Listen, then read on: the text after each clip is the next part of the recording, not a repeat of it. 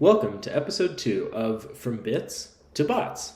If you didn't see episode 1 and you just stumbled across this video, go back and check it out for a quick synopsis of what this series will include. Today, we'll jump into some actual work with an Arduino. Sort of. Now, if you're like me, when you first looked at this, or this, you probably reacted a little bit like this. But my goal is for you to feel more like this by the end of this series. You may have seen some of our other great videos in which we lead you through the steps to blink an LED and build a nightlight with your Arduino. And those are the classic ways for just about anyone to begin. I highly recommend going and checking those out as one of your first projects. But because we already have those examples, I won't focus on any of that or any real code today.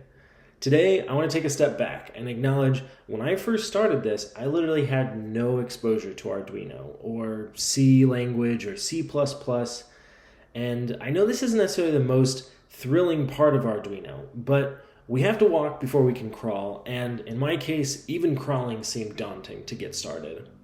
So this video is to orient you with the Arduino board, as well as the basic writing space wherein you open the Arduino IDE. Then we'll focus on some of the various functions you can write and some debugging steps in the next couple weeks. So let's start with the Arduino. I've switched to using this. I'm going to use this diagram of the Arduino just so it's a little bit easier to view as we orient ourselves. A couple key things. This here is the metal port to connect to your computer.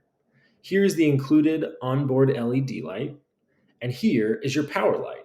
Now, as a quick little aside, if ever your power light isn't on, that might be an indicator that there's something wrong with your Arduino.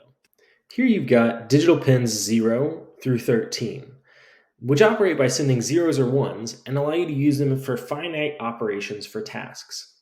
For example, you can connect an LED to pin 13 to turn on and off, or you could connect a wire to pin 6 as part of a circuit to be turned on or off. These down here are your analog 0 through 5 pins, which allow you to send a gradient of information as you complete complex circuits. Finally, there are 3 ground ports, 2 down here, 1 up here, and your power points. Mostly, we're going to use the 5-volt power in these series videos, but you can also use the 3v3 port if that's interesting to you and if it applies to the project that you're working on. Now let's look at the IDE. This is what mine looks like when I open it up on my Mac. You may be using a PC or the web-based version, and they look very similar.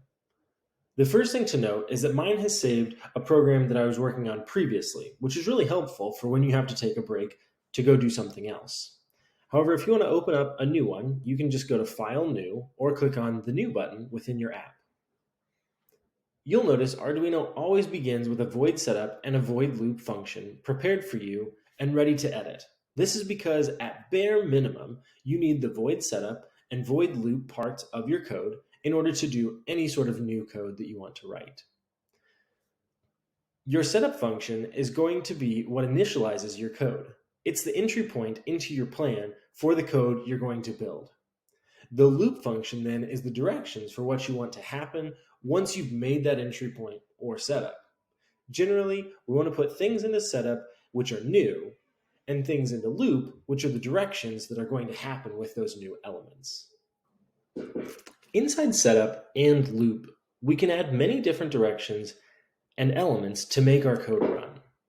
We direct that code by using syntax, which gives structure to the code that we're trying to put in. We'll get into lots more of the syntax and the different elements that go into that in future videos, but for now, we'll start with a few of the common ones and work from there. Curly brackets begin and end complete parts of code.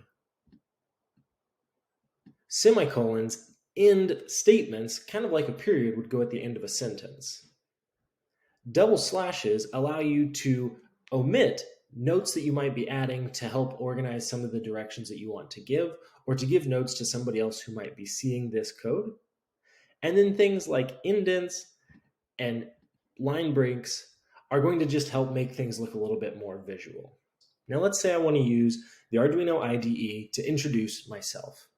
I can use this basic code here with a simple line of code serial begin in the setup, and this simple loop of introducing my name is and Jerome to run through the serial monitor to introduce me. If I upload that code and then check the serial monitor, I'll see it's running properly to introduce me. My name is, next line, Jerome. My name is, next line, Jerome. Between each of those lines, I've got a delay of 1 second, and that'll run continuously until I tell it to stop. Now, given this code, I haven't ever told it to stop, so it will run until I unplug the Arduino.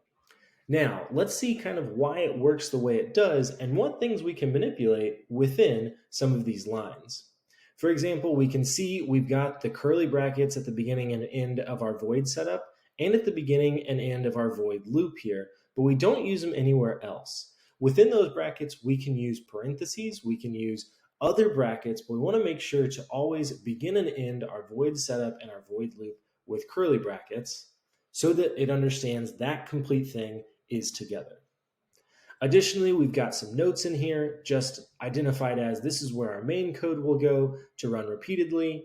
This is where our setup code will go, which will run once to initialize it all. I've ended each of these lines with the semicolons so that it knows that's the end of that statement. For example, print my name is, period. Then wait 1 second, period. Then Jerome, period. Then wait 1 more second, period. Because there's no other directions, it then continues to loop as part of that loop function.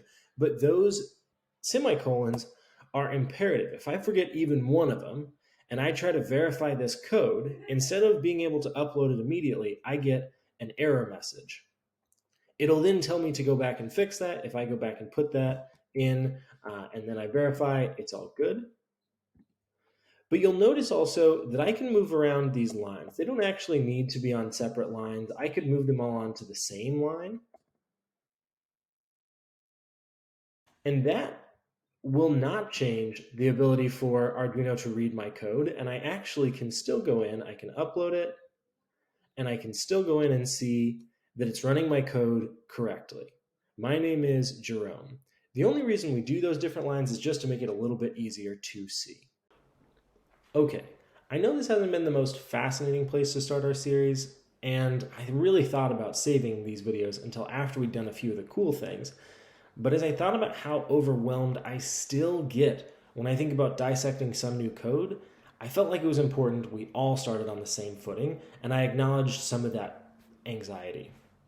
So next week, we'll dive into how to write functions using various elements from the reference library on Arduino's website and what all the different colorful words indicate as we type in new code. The following week then, we'll do some debugging and talk about some common problems we come across when using Arduino. Then we'll get into the really fun stuff, we'll get into the challenges, and you get to share some of what you do as you work along with us through these videos. Thanks for sticking around and for watching episode 2. Check out episode 1 if you haven't, and look every Thursday for each of our videos in this series.